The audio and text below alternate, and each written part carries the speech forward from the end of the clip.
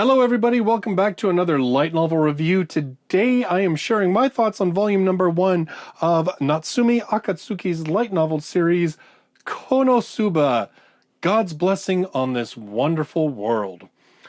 In this one, 16-year-old shut-in Kazuma he decides to leave the house because the latest MMO is being released and he wants to make sure that he's first in line to pick up his brand new copy. Now, of course, it figures that a shut-in who spends his entire time in his room playing video games, reading manga, watching anime, the one day he decides to go out, he gets killed. And he finds himself, because he's young, he finds himself in sort of this limbo, meeting a goddess named Aqua. And Aqua says to him, you know what? Because you're young, we're going to give you two options. First option, you can be reborn as a baby back on Earth and start life all over again. You won't remember anything from your previous life, but hey, you can start all over again. Or there's this other world that's being plagued by a demon lord. So their death rate's kind of high, but not a lot of people want to be reborn there, so their birth rate's really low. We'll make you a deal. If you want to go over there, we'll send you as you are right now with all your memories and everything else intact, and you can take one thing with you. It can be a super magical item, it could be some incredible power. Well, through conversation, Katsuma decides that he's going to take the goddess Aqua with him to this new world to fight a demon lord. And so they set off an adventure. Aqua herself hoping to get back to heaven and to her post as a true and honest-to-goodness goddess. And Katsuma, well, we're not too sure what he wants to do, and I guess part of the series will be him figuring all that out. Now, let's get something out of the way right now. Konosuba, is there anything new here in terms of strictly the story? And the answer is, not really. We have a hikikomori NEET who likes manga, anime, video games. He's a teenager. He gets sent to another world. That world, of course, has some kind of great evil or badness going on that he has to figure out how to defeat. There is RPG mechanics in terms of leveling up by killing monsters. Yeah, there's not a lot here that is really different. Even the world itself, what we see of the world building aspect of it, it's pretty straight ahead. It's not really anything too new. It even lacks, say, the mechanic of, say, ReZero, where we have a character, Subaru, who is constantly restarting from death, and it starts to trip out his mind a bit, and a whole bunch of other aspects to that. We miss, say, the cool mechanic of Overlord, which I just reviewed, where the main character is a villain, a monster, basically. So why should you give Konosuba your time? Why is the anime so popular? Why is it popular enough that it's actually got a second season already airing? And what it all boils down to is, I think it boils down to the fact that Akatsuki knows that all these things are overplayed, and so the only way to really make this entertaining is to make it as absolutely hysterically funny as possible.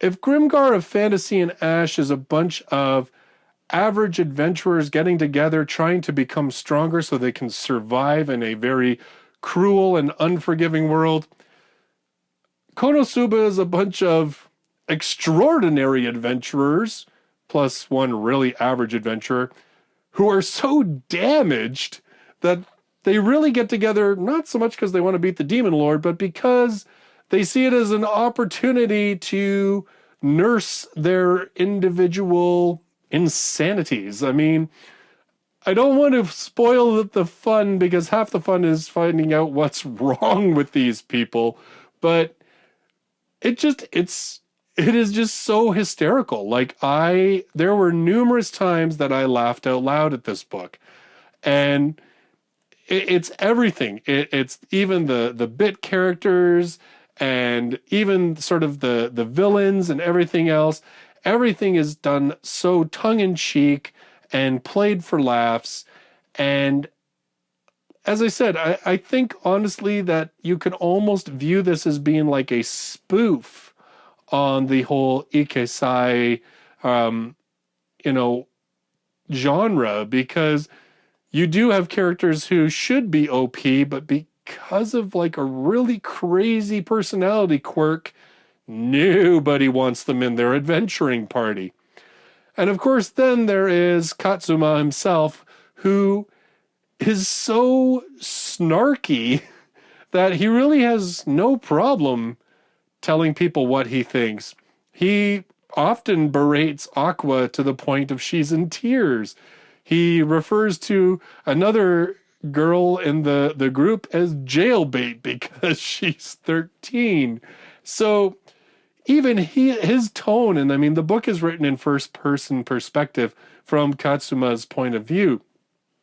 And so even what he says, you know, what he thinks as well, when he's like, ugh, useless, or, oh, warning bells, this is another crazy trying to join us. And it's just a lot of fun. I mean, I can't really say much else about it. In terms of the story structure, there's nothing really all that incredibly unique. Even in terms of the whole leveling up system, it's really not all that clever. It's pretty much straight out of, you know, it's kind of a combination, I would say, of maybe Danmachi and, well, just any RPG. Like, it's really, yeah, I mean, the way skills are acquired, it reminded me in terms of the world itself, it kind of reminded me a little bit of Grimgar in terms of the whole having to learn from having someone show you a skill so that you could learn it. But even then, it's a pretty loose system. And, you know, this book, it's about the characters. That's what this boils down to. This book is about the zany characters and the stupid situations that they find themselves in, and how, in this volume at least, I mean, I can't speak for the rest of it because I haven't watched the anime or read any other volumes of this, but in this one at least, most of their troubles are resulting because of their issues. And really what it boils down to, what I kind of like about this one, is that Katsuma, he's the weakest member of the group, but he kind of seems to be the craftiest individual in the group. And so in a lot of ways, when you combine his I don't give a damn about nothing attitude and his snarkiness, but combine that with a little bit of gamer smarts, his role is to basically make use of these pack of loony birds that he's stuck with and actually make their skills work to his advantage, even if really normally they don't work at all.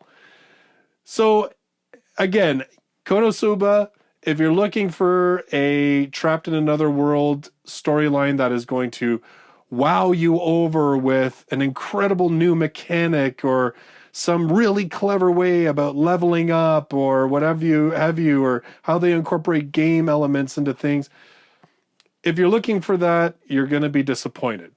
If, on the other hand, you're looking for something that's going to give you a good laugh, if you're looking for something that really knows that the story it's telling is been told about a million times and that the best way to tell it now is to actually be a parody of the whole thing, and you're looking for some good chuckles, I can recommend this one. Like I said, I got more than my fair share of laughs out of this book.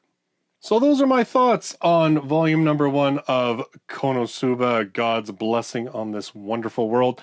The next book that I'm going to be reviewing is The Faraway Paladin. Now, this is another one of J Novel Club's ebooks, so hence the iPad. This one, I've not actually read full reviews on it because I try to avoid that just in case there's spoilers, or I don't want my opinions necessarily, I don't want to read the book with a bias. However, I will say that I have generally seen some tweets that make this book sound like it is a really, really good one. So I'm very excited about reading it.